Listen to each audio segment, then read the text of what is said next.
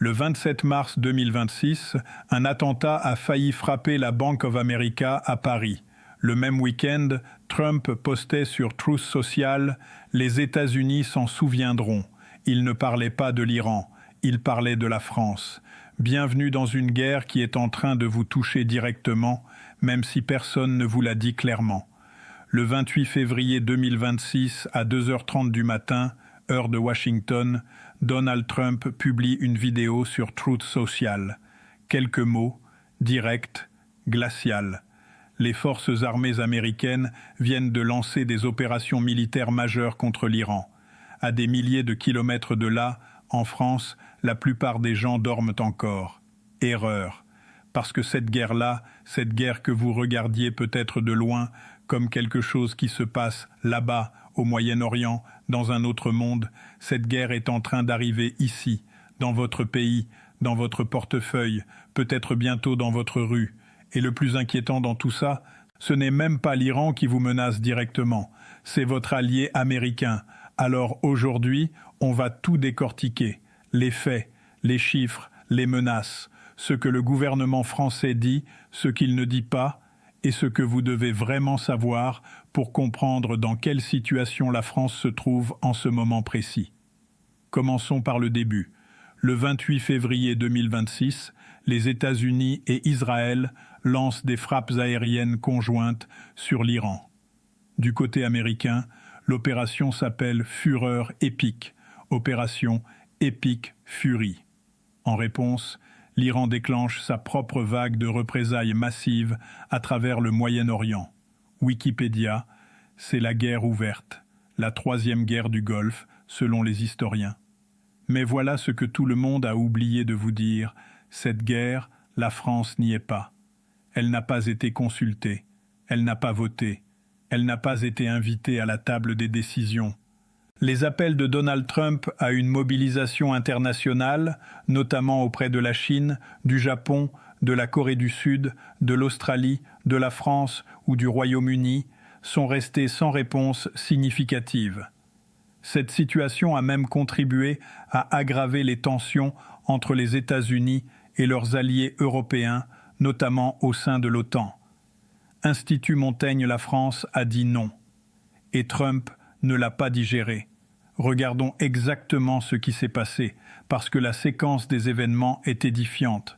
Le 5 mars 2026, l'armée française pose un cadre d'une clarté redoutable.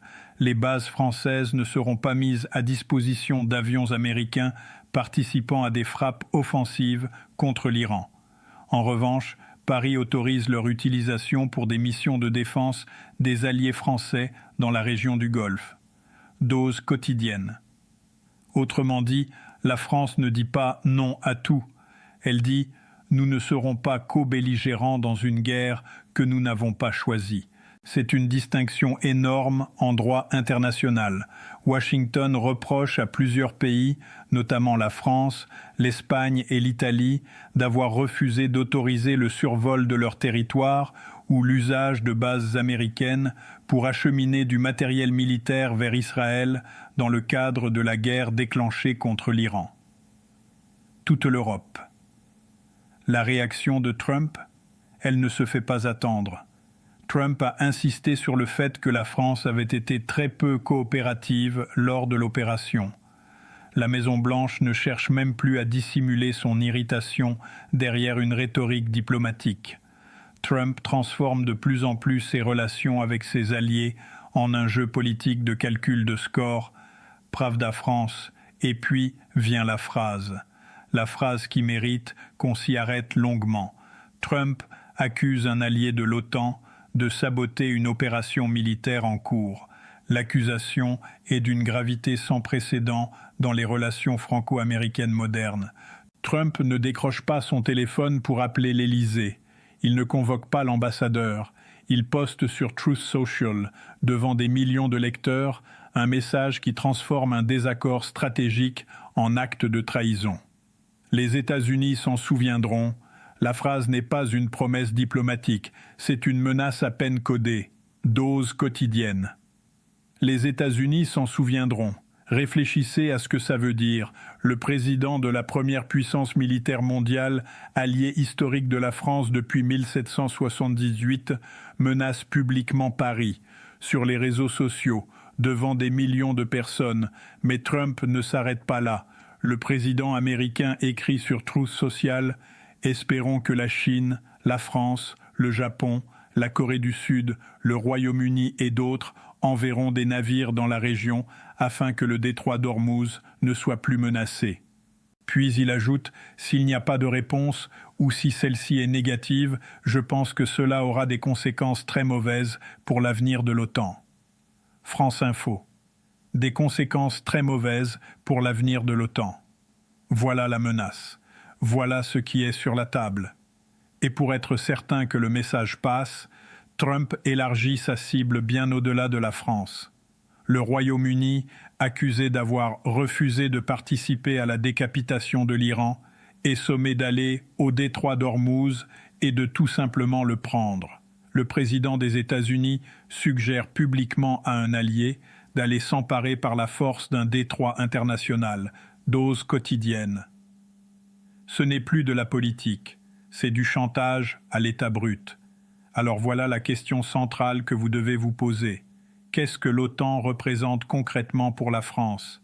Qu'est-ce qu'on perd si Trump met sa menace à exécution?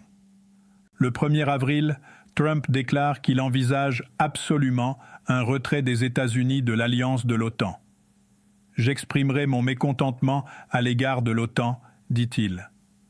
Interrogé sur la possibilité d'un retrait, il répond « Oh, absolument. À ma place, vous feriez de même, n'est-ce pas ?» F-pop, les propos de Trump interviennent quelques heures seulement après que le secrétaire américain à la guerre, Pete Hegseth, a refusé de réaffirmer l'engagement des États-Unis en matière de défense collective au titre de l'article 5 de l'OTAN, un concept fondamental de l'Alliance. Vietnam. L'article 5, c'est la clause sacrée. Celle qui dit « Si un pays membre de l'OTAN est attaqué, tous les autres viennent à sa défense ». C'est le bouclier sur lequel l'Europe entière s'appuie depuis 1949. Et là, le secrétaire à la guerre américain refuse de le confirmer. Dès que Donald Trump est frustré avec les Européens, il s'en prend à l'OTAN, résume Camille Grand, ancien secrétaire général adjoint de l'Alliance, cité par Le Monde. L'ancien ambassadeur des États-Unis auprès de l'OTAN, Ivo Daalder, considère qu'il s'agit de loin de la pire crise à laquelle l'OTAN ait jamais été confrontée. Toute l'Europe, la pire crise de l'OTAN depuis sa création, pas depuis 10 ans, depuis sa création en 1949. Laissez ça s'imprimer. Mais parlons maintenant de ce qui vous touche directement, parce que la menace n'est pas seulement géopolitique et diplomatique, elle est dans votre quotidien, dans vos factures, dans vos courses, et peut-être dans votre sécurité physique. Commençons par l'économie. Le conflit en cours au Moyen-Orient a conduit à la fermeture du détroit d'Ormuz, par lequel transitent environ 20% du pétrole brut et 20% du gaz naturel liquéfié échangé dans le monde. Cette situation entraîne des tensions sur les marchés internationaux de l'énergie. Vie publique, 20% du pétrole mondial, 20% du gaz mondial, bloqués du jour au lendemain. Suite au blocage du détroit d'Ormuz, les prix des hydrocarbures se sont envolés, passant en quelques jours de 63 $ à plus de 100 $ le baril pour le pétrole, tandis que le prix du gaz progressait de 50%. Ceci a entraîné une remontée immédiate de l'inflation. La Gazette France, de 63 à 100 $ le baril. En quelques jours, le prix du gaz en hausse de 50%. Ce n'est pas une abstraction, c'est votre note d'essence à la station, c'est votre facture de chauffage, c'est le coût de transport qui fait monter le prix de tout ce que vous achetez au supermarché. Pour plus de 8 Français sur 10, la guerre en Iran va avoir un impact négatif sur le pouvoir d'achat. C'est 90% des personnes interrogées qui l'anticipent, selon un sondage Elab. 87% prévoient un impact négatif sur la croissance française, 81% sur la bourse. 67% jugent probable qu'il y ait des pénuries d'essence dans les prochains mois. 61% craignent des pénuries de matières premières comme le plastique, l'aluminium ou l'acier. Elab, 9 Français sur 10. Ce n'est pas une minorité anxieuse, c'est la quasi-totalité de la population qui anticipe une dégradation de son niveau de vie à cause d'une guerre qu'elle n'a pas voulu, décidée à Washington. Dans un scénario de conflit long, les prix du pétrole pourraient rester durablement au-delà des $100, ce qui entretiendrait une inflation énergétique plus persistante et pèserait davantage sur la croissance européenne. La hausse du coût de l'énergie pèse sur le pouvoir d'achat des ménages et sur les marges des entreprises, ce qui peut entraîner un ralentissement de la consommation et de l'investissement. PwC. Et ce n'est pas que l'énergie. C'est un choc économique réel qui arrive dans vos coûts, vos délais, vos marges et votre financement. Vous partez d'une position plus fragile que lors du choc de 2022. Le choc est plus brutal et les filets de sécurité publique sont moins certains. Capitole, énergie. Maintenant, parlons de ce que personne ne veut vraiment dire à voix haute. La menace sécuritaire, ce qui se passe concrètement sur le territoire français, le 27 mars 2026. Paris, le ministre de l'Intérieur Laurent Nunez appelle les forces de sécurité intérieure à renforcer les mesures de vigilance sur le territoire français après un attentat déjoué contre la Bank of America à Paris. Des soupçons importants visent le groupuscule Harakat Achab al-Yamin al-Islamiyya. Des similitudes ont été constatées avec plusieurs actions perpétrées ailleurs en Europe depuis le début de la guerre en Iran. Yahoo, un attentat déjoué, à Paris, contre une banque américaine, avec des similitudes documentées avec d'autres actions en Europe depuis le début du conflit. Et ce n'est pas un cas isolé. Voici la liste des événements survenus en Europe depuis le 28 février. Le 9 mars 2026, une explosion endommage une synagogue à Liège, en Belgique, sans faire de victimes. Quelques jours plus tard, un véhicule est incendié dans le quartier juif d'Anvers. À Rotterdam, plusieurs suspects âgés de 17 à 19 ans sont arrêtés. Recrutés via TikTok, ils auraient été rémunérés pour exécuter des actions à visibilité médiatique, selon les autorités néerlandaises. La Nouvelle Tribune, recrutés via TikTok. Des adolescents recrutés via TikTok pour commettre des actes violents en Europe. C'est la réalité de la guerre hybride en 2026. Elle ne ressemble pas aux guerres du siècle dernier, elle se mène sur les réseaux sociaux. Elle recrute dans les banlieues. Elle frappe n'importe où. Le Premier ministre Sébastien Lecornu avertit que le conflit au Moyen-Orient peut avoir un effet direct en matière de terrorisme sur le territoire national. Il pointe une menace susceptible de s'intensifier.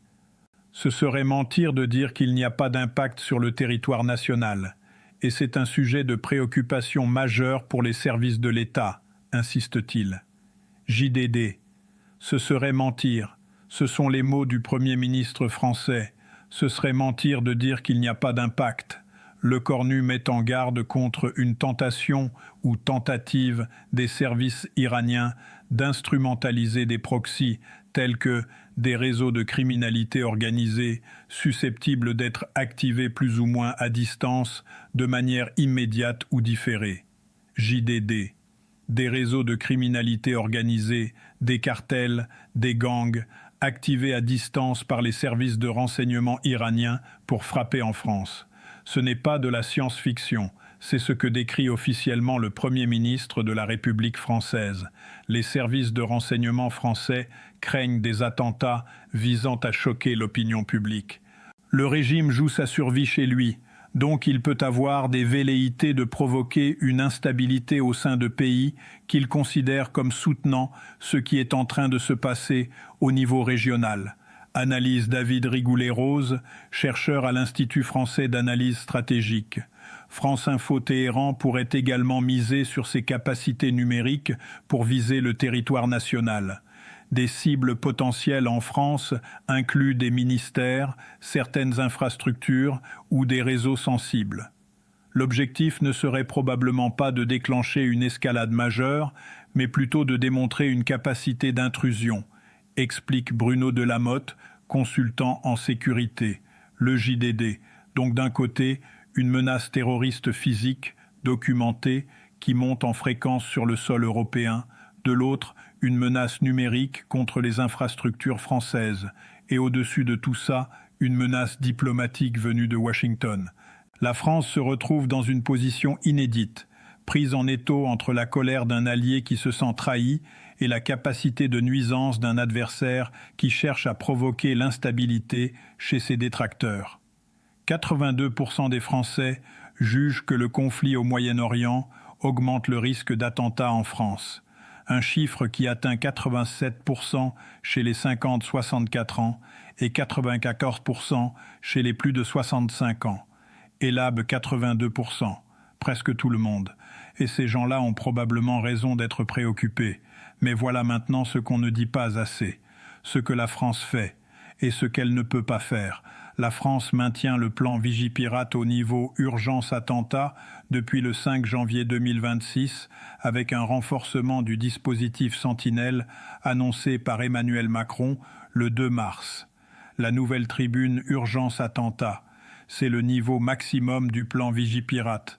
Il n'y a pas de niveau au-dessus. La France est déjà à son plafond d'alerte.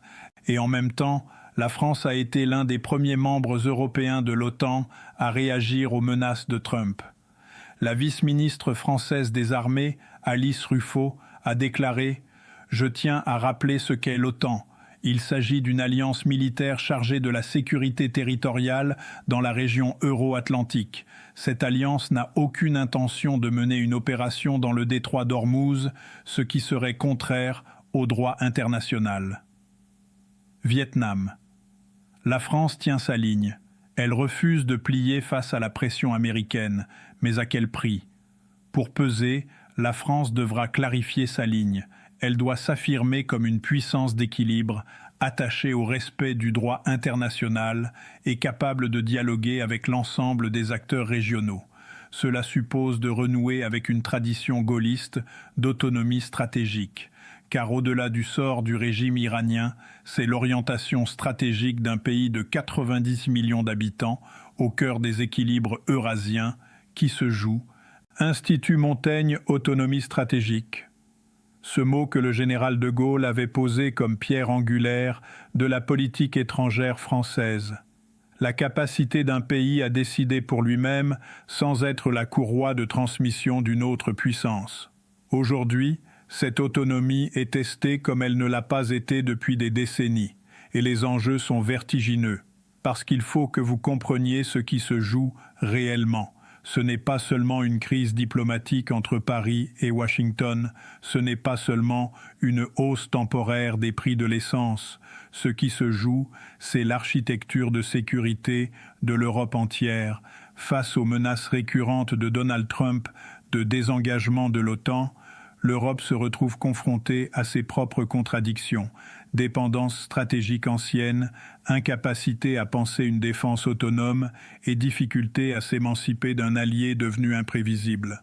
Entre pression américaine, inertie des élites et réveil timide des opinions publiques, cette séquence pourrait bien marquer un tournant historique, à condition que les Européens acceptent enfin d'en tirer les conséquences. Atlantico, un tournant historique. Cette guerre, qui a commencé le 28 février dans le ciel de Téhéran, est en train de redistribuer les cartes de l'ordre mondial. Et la France est au centre de ce redécoupage, qu'elle le veuille ou non. L'Europe est le principal client des États-Unis pour les armements, avec 64% des armes achetées outre-Atlantique. Mais la France, très peu dépendante et deuxième exportateur mondial d'armement, aurait dans un contexte de rupture avec Washington une opportunité de réduire l'écart avec son concurrent américain. Europe 1. Voilà l'autre face de la crise. Chaque menace est aussi une opportunité. La pression de Trump pousse l'Europe à s'interroger sur sa dépendance militaire. Et paradoxalement, cette pression pourrait accélérer la construction d'une défense européenne autonome, un projet que la France défend depuis des décennies sans jamais réussir à le faire avancer vraiment. Maintenant, posons-nous la vraie question finale. Où tout ça nous mène ? il y a 3 scénarios possibles. Premier scénario. La guerre s'arrête rapidement. Un cessez-le-feu est négocié. Les prix de l'énergie redescendent. La menace terroriste reste gérable. La crise OTAN se stabilise sans retrait américain effectif. C'est le scénario le plus optimiste. Les experts lui donnent environ 30% de probabilité. Deuxième scénario, la guerre s'enlise pendant plusieurs mois. Le détroit d'Ormuz reste partiellement bloqué. L'inflation repart à la hausse en France et en Europe. Des attentats touchent le sol européen. L'OTAN traverse sa crise la plus grave, mais survit sous une forme différente. C'est le scénario médian, celui que la majorité des économistes considèrent comme le plus probable, autour de 45%. Troisième scénario, le conflit s'étend. De nouveaux pays sont impliqués. La Russie capitalise sur la désorganisation occidentale. La fracture OTAN devient irréparable et l'Europe se retrouve face à sa plus grande crise de sécurité depuis 1945, sans parapluie américain, face à une Russie qui observe et attend. Ce troisième scénario est le moins probable. Mais il est réel. Et le fait qu'il soit réel est déjà, en soi, un événement historique. Voilà où nous en sommes. Le 3 avril 2026, la France est un pays qui subit une guerre qu'elle n'a pas voulu, qui est menacé par un allié qu'elle refuse de suivre dans cette guerre, qui est visé par des réseaux liés à l'adversaire de cet allié et dont les citoyens voient leur pouvoir d'achat se dégrader jour après jour à cause d'un détroit maritime situé à 5000 km de Paris. Ce n'est pas de la géopolitique abstraite, c'est votre vie quotidienne. C'est le plein d'essence que vous allez faire ce week-end. C'est la facture de gaz que vous allez recevoir le mois prochain. C'est le niveau d'alerte que votre pays maintient en permanence pour que vous puissiez dormir en paix. La guerre en Iran est arrivée en France. Pas avec des missiles, pas avec des soldats, mais par l'économie, par la sécurité, par la diplomatie et par les menaces d'un président américain qui publie sur les réseaux sociaux au lieu de téléphoner. Et la question que vous devez vous poser ce soir, pas demain, ce soir, c'est celle-ci.